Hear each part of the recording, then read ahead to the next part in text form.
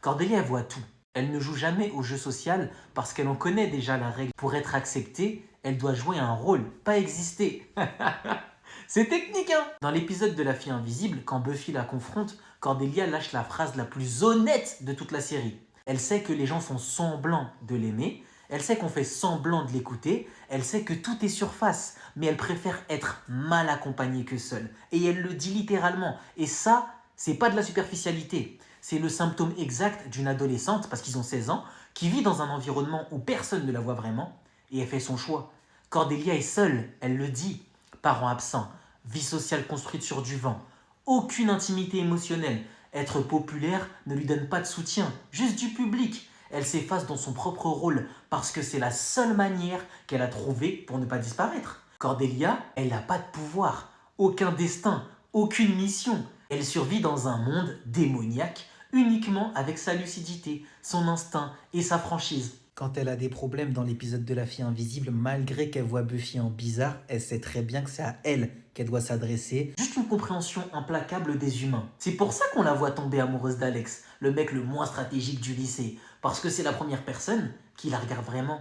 Quand il la trahit, elle souffre. Pas parce qu'elle perd un garçon, parce qu'elle perd une preuve qu'elle pouvait être aimée autrement que pour son apparence. Et dans Angel, Cordelia ne change pas, elle se révèle. Elle devient la conscience morale de toute l'équipe. Celle qui ose dire à Angel quand il déraille.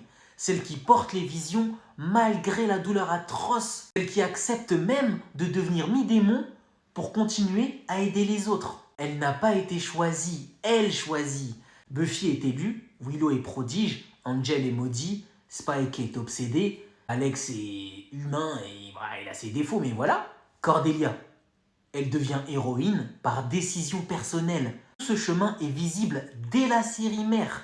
Cordelia est la seule populaire qui n'humilie jamais quelqu'un pour le plaisir.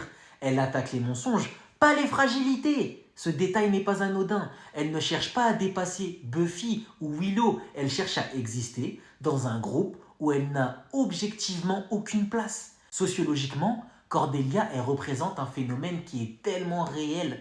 Les gens à qui on demande d'être parfaits, juste pour être tolérés.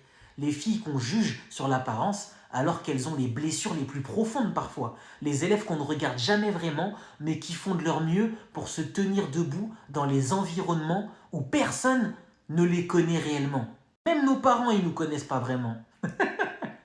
Quand elle dit « je préfère être mal accompagnée que seule », c'est pas de la vanité, c'est une confession sur la survie sociale. Combien d'entre nous ont déjà fait